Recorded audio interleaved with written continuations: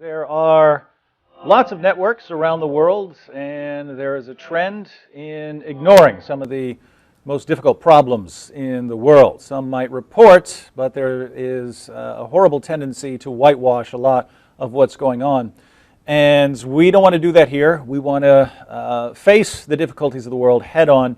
And to help us with that tonight, we'll have a couple of special guests. At first, we're going to have a Christian sister from Denmark to talk about the situation among Christian and Muslim immigrants over there. And then in a little while, we'll have on Dr. Bill Warner, who runs the Center for the Study of Political Islam, to discuss a bit of the situation. But we wanted to bring our sister Jomana on right now. Jomana, can you hear us? Yes, I can. Hi. Now, I saw a clip of you pretty recently, and the clip was titled "Christian Arabs Attacked in Denmark by Muslims," in case anyone wants to search for that. Christian Arabs attacked in Denmark by Muslims. Now, we want to talk a little bit about that situation, but I was hoping we could get a little of your background. Did you grow up in Denmark or come from somewhere else? What's your background? I was born in Denmark, and I have Lebanese parents. I grew up in a place where there was a majority of Muslims. I can tell you about what I've experienced in that place. It's actually a ghetto. It's called Gellerup. As a child, what I've experienced, children my age used to call me an infidel. And they questioned me if my dad and brothers were circumcised.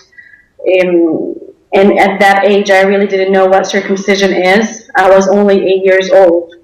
I was bullied in preschool because I ate pork. My older brother used to get hit in the playground because he used to wear a cross around his neck. That was my experience in my childhood. Because of my Christian faith, that was the kind of bullying I had to go through. So just to clarify, you're born and raised in Denmark. So you're born and raised in Europe, but it's a predominantly Muslim area of Denmark, and you're treated like this. You're not treated as one amongst equals. Exactly. I'm not treated as a white Danish girl. I'm treated as an Arab Christian infidel from Muslims. That's how I'm treated when I'm around, when I'm in places where there's majority of Muslims. And so. That's when you were a child. Did things get better when you grew up? Not at all. When I grew up, I was around 18 years old when I decided to move to the capital, which is Copenhagen, and I got an apartment in another place where there is a majority of Muslims, and the bullying changed to harassment. And I started just going out from my home because I wasn't fully covered. I could just get a remark or a sexual remark, or people call me a whore just because I wasn't fully covered. That's the kind of remarks I used to get. And men around 55 years old could come and question me asking me one time again, and if I say no again, then I'm called a whore, and I'm pretty sure they can see my cross. Mm-hmm. So because I wear it always on.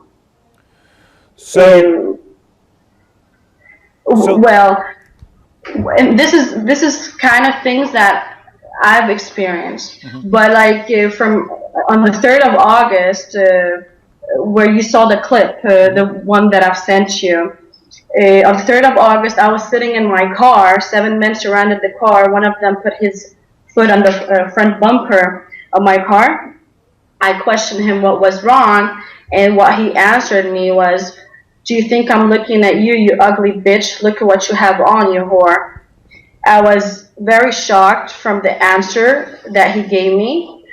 After that, he saw my cross, and when he saw my cross, he called me with a large sexual remark, and he kept on talking to me like 5 minutes, really insulting me, and then he ended the whole thing telling me, "Do you know what we do with Christians like you? You get stoned to death." I was very, very scared. I've never ever experienced someone giving me a death threat like that. I've heard about people getting stoned in Iran or in Afghanistan, but I've never ever heard someone telling me that I have to get stoned because of my Christian faith.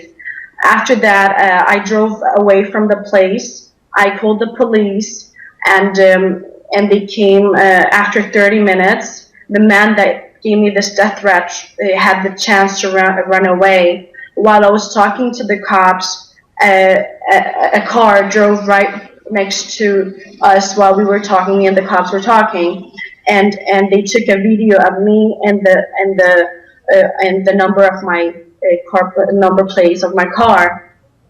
And I went and confronted the person, and the police just told them that they had to drive away, which they did. And then the police drove behind me back home because I was really scared. And then I decided to go to the media and tell them what happened with me anonymously. And after 2 days, I got an appointment with them after 2 days. While I was driving, a black van drove after me. They were honking and they drove in very, very high speed. And then they changed to the next track. And when I looked right next to me, it was the same man that took a video of me that day I got my death threat by getting stoned. So I tried to vanish from the place. It was very horrifying, just like knowing someone is after me and following me by a big black van. After that, when I was done with my interview, I drove back home, packed some of my stuff, and went to my friend's house to stay over there because I was really scared. I couldn't be home anymore. I knew someone is following me. They have a video of me, and they know who I am. So I stayed there, and after like around 1 week, I decided to go back home to get some of my clothes because I needed to have some changing clothes and stuff like that. And I decided to go back home at like 3 at night so that no one would recognize my car or recognize me.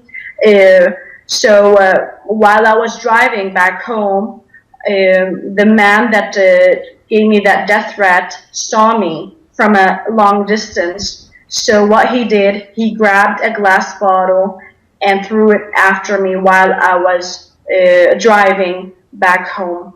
And that was really, really scary. And then a lot of articles started, a lot of people started to contact me, and articles was written about me in religion.dk and a lot of big media, newspapers and stuff like that. And the media called me, and it's a mainstream media called TV2 News, so that I could share my story and tell them what had happened. And when I did that, surprisingly, I told my story and it came on the media. So what happened afterwards, because they told them what my Facebook account is, a lot of people started sending me messages about that they want to behead me, they want to rape me and kill me at the same place, they want to hang me, just because I said what I have went through as a Christian. And actually I didn't even say directly that it was Muslims that have done that. What I said in the video that you also saw, that I also have Muslim friends, they would never ever dare to say something like that about me, or tell me those kind of remarks. But but people started writing to me that I want to demonize Islam, and I'm trying to make a split between two big religions, and I have I'm trying to do problems, and I'm lying, and that's not true. And also some people said that it's my problem, and it's my fault that I was in Naples with shorts on, and they gave me they blamed me for what have happened. And people started just they copied they copied my pictures, shared it on Facebook groups, and my name was shared on Muslim groups and Arab groups. People were questioning on where I was. They wanted to find me. And when that was happening, I was really scared. My own friend was scared. Then I had to move to a crisis shelter because I felt that people are after me. Then I started getting messages that people are after me from Berlin, from Jutland, from Copenhagen, and it didn't even end here. I started getting phone calls about people wants to kill me, and they're after me. They know who my parents are, and they wanted to do pornographic pictures of me, fake pictures of me. That's what I've experienced actually, and that didn't even stop over there, because I was once in town where two girls came up to me and pushed me and told me that they want to hit me until I'm dead. And yeah, that's what I've experienced after coming on the mainstream media. Now, Jomana, so this was in Copenhagen? Yes. So this is the capital of a major Western nation, and just to recap, your crime was that when someone surrounded your car and threatened you, you told police. And then, as you pointed out, I saw the video clip where you were interviewed, and you're pointing out that you have Muslim friends who would never do this. So you are drawing a distinction between, the people who are doing this and your Muslim friends, and yet now you have to go into hiding for your life in a European nation. Exactly. Well, as you said, I said that I have Muslim friends that would never ever dare to tell me those kind of stuff. And I do know that there are Muslims that wouldn't even say those kind of things. So I'm not blaming all the Muslims for what have happened to me in Naples or the place where I've got my death threats. I'm not doing that, but that's what the people are trying to put in my mouth as if I've said that. And that's called guilty by association, I guess. But I have never ever said that it's all the Muslims that have done that to me. Now this should be disturbing to everyone, but it's especially disturbing to Americans because there seems to be two different mentalities here in Europe and America. The general theory in America is called the melting pot. It's that people come from all different cultures around the world and sort of get melted into one unique culture because people are bringing things from everywhere else, but it all comes together as one culture. It doesn't always work out like that, but that's the goal is for everyone to come together as one culture. Whereas now in Europe, the goal is multiculturalism, where if you come to Europe from a different culture, you don't adopt a new culture, you don't sort of melt together with everyone else to form one culture.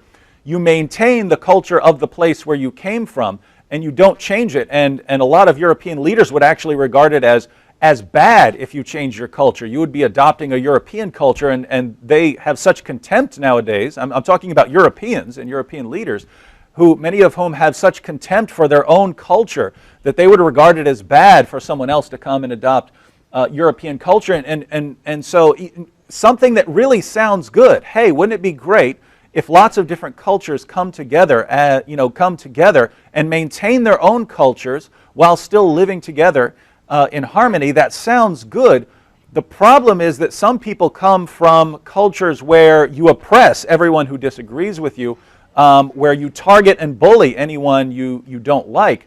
And if they're not required to change, then you're going to end up very rapidly with a segregated society. There will be different cultures, but they will be separated. They will be segregated. They won't be able to integrate.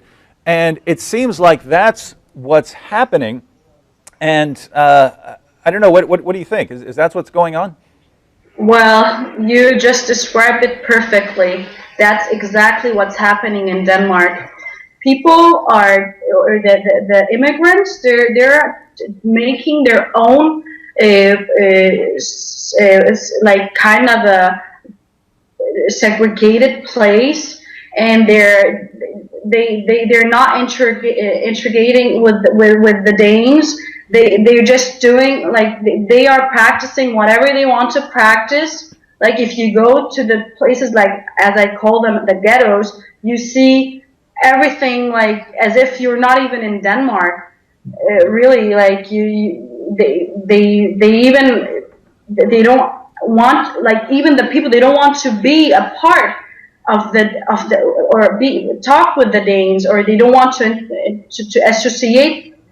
be associated with the Danish people, and that's a big problem. I do not at all consider multiculturalism a good idea at all, because as you said, they are in those places, they're trying to suppress those people that are not like them. For example, I am a Christian, and for a Muslim, I'm not as worthy as him, because that's what is written in his Quran, that I am not as good as him. So that then they can practice whatever they want to practice, and it only goes like, I am a kind of a minority when I'm in that kind of place, mm-hmm. where the majority of Muslims are, and then I can get bullied or harassed, and they have their full right to do that based on the Quran, actually. Mm-hmm. And that is, and you're absolutely correct. And for anyone who's thinking that you're making this up, chapter 98, verse 6 of the Quran says that Christians, Jews, and polytheists are the worst of creatures. And as you're pointing out, there are Muslims who don't pay much attention to that. There are Muslims who don't try to oppress people, but the way, thank God for that. But the way the Islamic teachings seem to work is that even though there are plenty of Muslims who live far better lives than a lot of what we would see in the Quran, it seems to just increase the percentages. So even though there are plenty of Muslims who don't want to hurt or oppress anyone, it's a greater percentage of Muslims who would like to oppress others than of non-Muslims, of Christians or something like that. And so what you end up with is in an area where, and by the way, it's sort of a similar pattern whether you go to the Middle East or whether you go to Denmark. If you have an area with thousands of Muslims and non-Muslim groups are the minority, you don't need every Muslim to go around oppressing people. You just need some, and can make that a very, very difficult place to live, because I mean, who's going to stand against them? If you stand against them, you're a target. If you're a Christian and you object or you talk to the police, you are now a target. Now you have to go into hiding. But also, if you're a Muslim and you speak out, they're going to target you. They're going to say that you're one of them. And by the way, that's a Quranic idea too. Chapter 5, verse 51 commands Muslims not to be friends with Jews and Christians. And so, if a Muslim is friends with a Jew or a Christian and is saying, hey, leave these Jews and Christians alone, it's very easy for Muslims to then turn that Muslim into a target and say, how dare you? You're going against the Quran and siding with the Christians and not with your own people. And then they're a target. And so it just ends up with this huge spiral with no real way out. And it just seems that European leaders are helping this process along rather than taking a stand. I did want to ask, because you've shared your experience, but I also know that you live over there, so you know many other people, you know other Christians, and you have a page on Facebook. I was wondering if you could share some the experiences of other people. Is it similar to yours, or is it better? Well, as I said, when I came on the mainstream media, TV2 News, although I got a lot of death threats from people, I also got a lot of messages from Christians. They were writing to me about what they have been going through, how they are harassed. I got messages from parents telling me about how their kids are being spit on, they're being hit in the playground, and I am not surprised at all. And by the way, this is in Europe, right? This is in Europe where this is going on. Yes, this is in Europe. People that have tried to reach out, they are being anonymous. They're afraid to come out and speak and tell about their experiences. I've got a school letter where the Muslims kids, like that was like 8-9-year-old kids, they don't want to play with the Danish and the Christians or the whites because they are infidels for them. And now when I think about this kind of situation, that an 8-year-old kid doesn't want to play with someone his age just because he's an infidel, well, that means that his own parents or someone is telling him that this Christian is different than you, do not play with him because it's haram or whatever they want to tell those kids. That's the parents' problem. Kids do not know what an infidel is when they are 7 or 8 years old. I do not believe that that kids would know what it is if not older people have told them that. Other things was there's a Christian woman that told me about that men came up to her and told her that she should wear a hijab on. I've had in 1 month and a half, I got over 40 messages from Christians that are being harassed, they are being bullied, they are getting sexual remarks, they're being assaulted, sexually assaulted, and that was only in 1 month and a half. After that, I started getting messages from ex-Muslims, converts who converted to Christianity, I had live interviews face-to-face with them. I had an interview with a Turkish man telling me that whenever he left Islam and converted to Christianity, his own mom came after him with a knife. She wanted to kill him. And I've also had another interview with a Pakistani man telling me he lived in the refugee camps. He told me that because he tried to hide that he was an ex-Muslim, but whenever they found out about that, the other Muslims around him, the Pakistani Muslims, they tried to attack him and harass him. Then he had to move from a place to place, from a refugee camp to another place.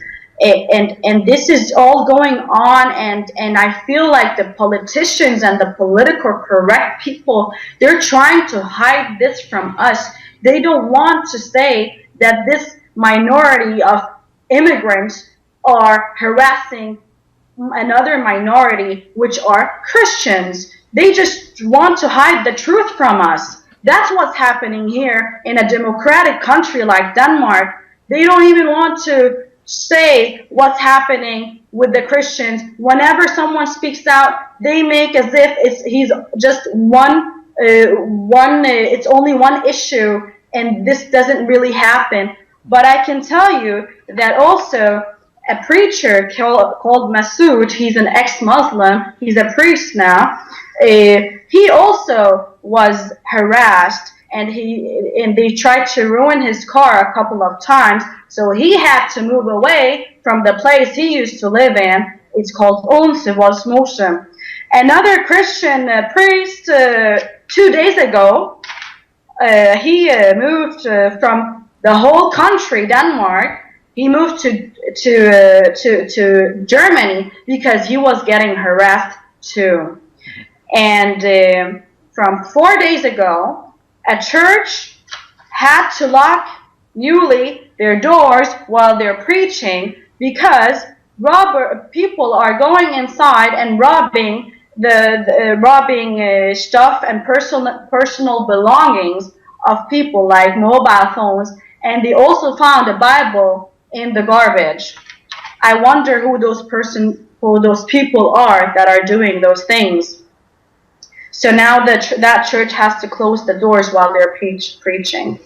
So that's what's happening in Denmark. Another thing is, another preacher, her name is Helle, she contacted me and told me that she is hiding, she have hid 4 ex-Muslims in her home because they were getting harassed, they were getting bullied, and people were after them just because they converted from Christianity to Islam. And it doesn't even end over here. 6th of March 2014, and a guy from Afghanistan who is 48 years old, he's an ex-Muslim.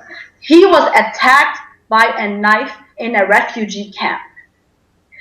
There's a lot of things that's happening, and I can keep on telling you and telling you names until tomorrow, and I can assure you that we are not just one issue. This is a big problem happening here in Denmark, and the political correct people are trying to just say that it's not a big deal and it's not a big problem. And there was a hearing from around 3 weeks ago about the persecuted Christians, where some of the political correct priests tried to say that for example, Iraq, Christians should have a good friendship with the Muslims, and they have to come good together and try to deal their own problems together. And I don't believe that this is a good idea, because they're already persecuted from Muslims. And I feel that some of the political correct priests, they're trying to, I don't know, they don't want to ruin their good dialogue with the imams, for example, so that's why it has to go, unfortunately,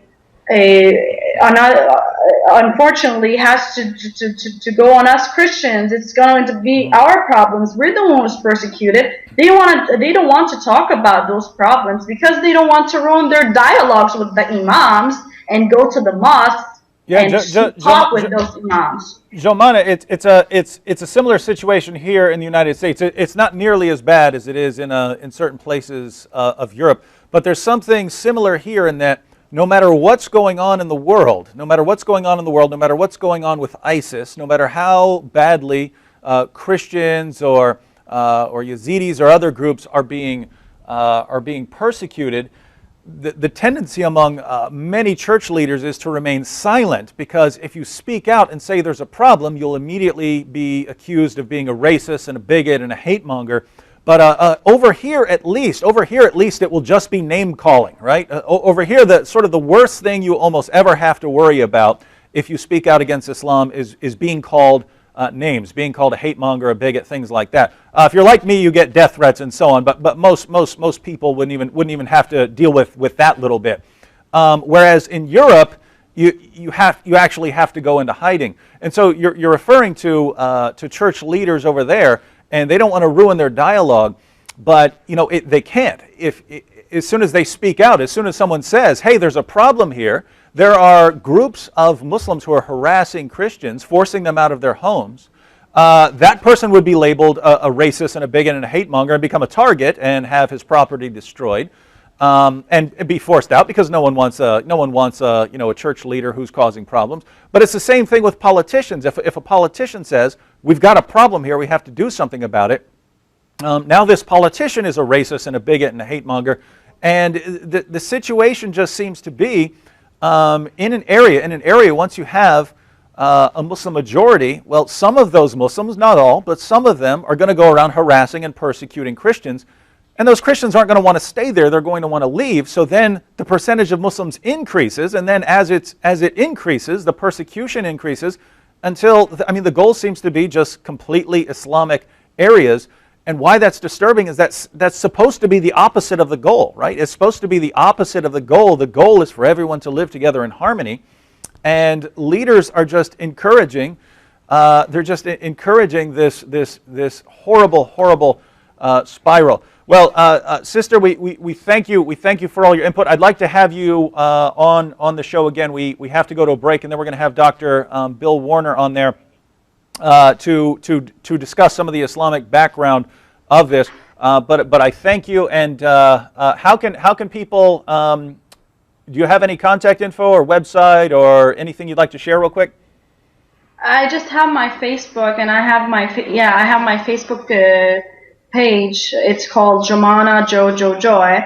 I share a lot of things about Christians and about all the messages that Christians try to write to me. But I just want to say that for all the Christians that are listening, don't be afraid. Just talk, speak out, say what's going on. Don't be afraid. I know it's not that nice to be in my own, like what I've gone through. Now I am persecuted and I have to live around different places. But we have to do something about that. We have to speak out and say something, because this is not fair. This is not fair to go through stuff like that. And I just want to say thank you so much, David Wood, for having me on your show. I really appreciate that. Thank you for your good work, and God bless you. And thank you again, sister. And for everyone out there, I'm especially talking to Christians in America. I understand Christians not being able to speak out in the Middle East. I understand that. I understand even Christians in some rough places in places like Denmark not being ready to speak out, knowing what could happen. You Christians who are in America, and you sit here and watch this, and you refuse to speak out because you're worried about being called names, and so you let this thing happen. You're cowards. You need to stop it. You need to man up. You need to be men and women of faith and stand up for your persecuted brothers and sisters.